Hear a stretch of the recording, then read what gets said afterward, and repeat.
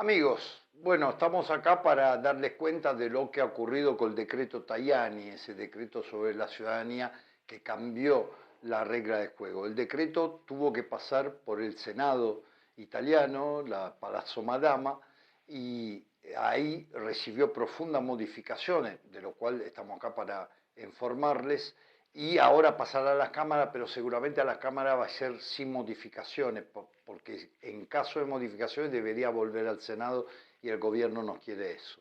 Lo primero que hay que decir es ponernos en contexto por qué se hizo ese decreto, por dos razones fundamentales. Por un lado, porque se había creado un mercado con la ciudadanía. Había muchos estudios que preparaban carpeta, otros que conseguían turno a pagamento, cosa que es absolutamente ilegal, otros que una verdadera industria del juicio se había creado detrás de eso.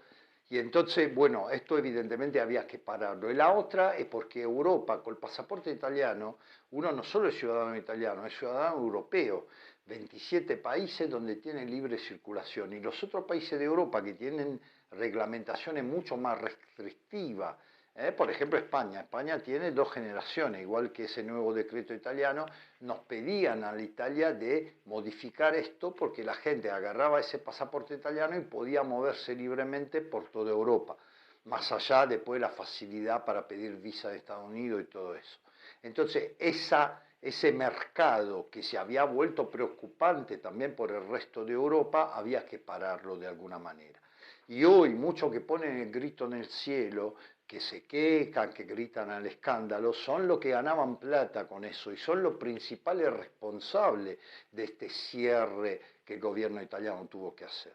Pero nosotros podemos decir con enorme satisfacción que el trabajo que hicimos en Sudamérica, la gente de los círculos de Fratelli d'Italia de Venezuela, de tres círculos de Venezuela, de Brasil, de Perú, de Chile, obviamente de Argentina, estuvimos trabajando, estuvimos elaborando una serie de propuestas, de enmiendas al decreto y casi todas esas enmiendas han sido aceptadas.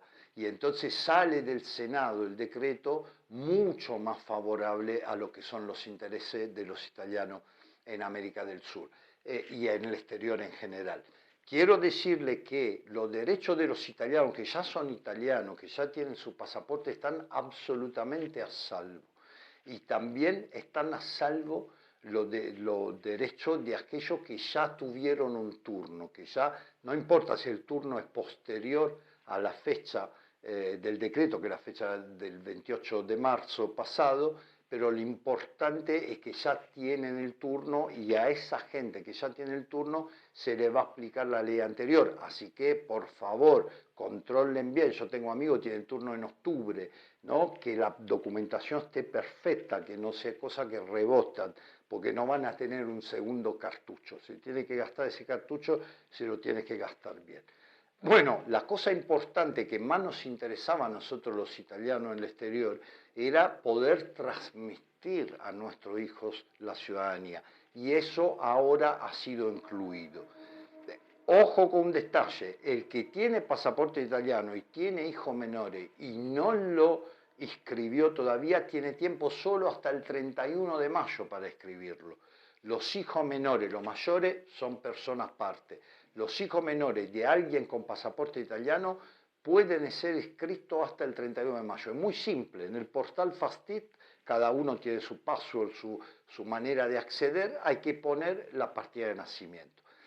En futuro, los que vayan naciendo hijos de italianos, con ciudadanía italiana, con pasaporte italiano, van a tener un año de tiempo para escribir el hijo recién nacido.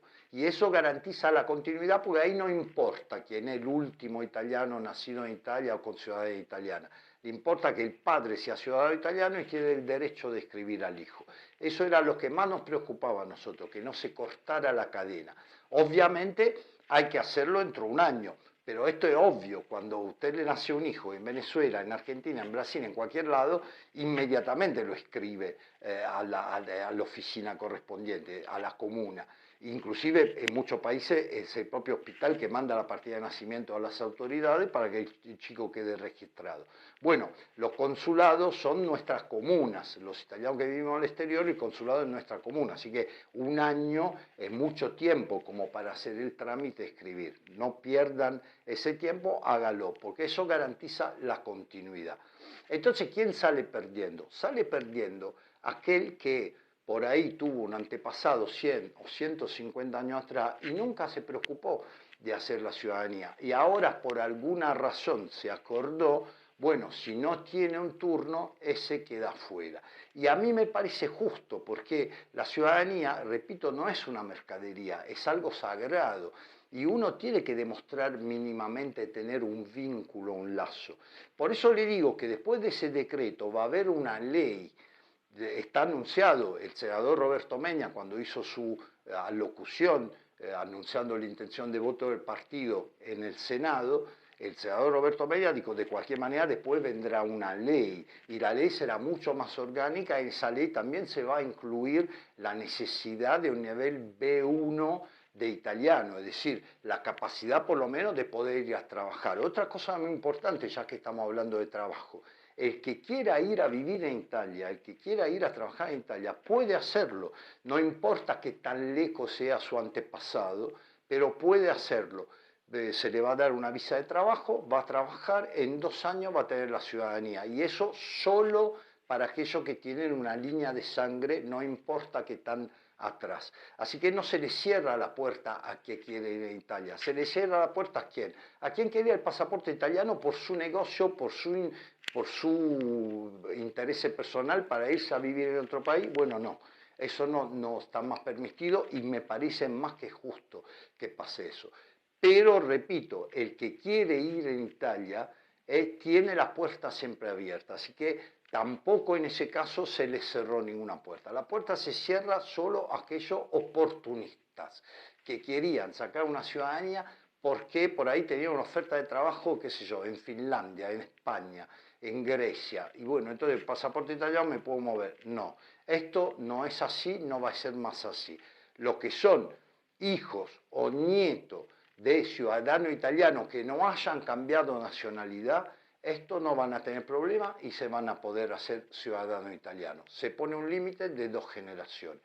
Y hay la posibilidad para aquellos que fueron obligados a nacionalizarse, porque si no, no le daban trabajo, si no, no podían permanecer en el país donde habían emigrado.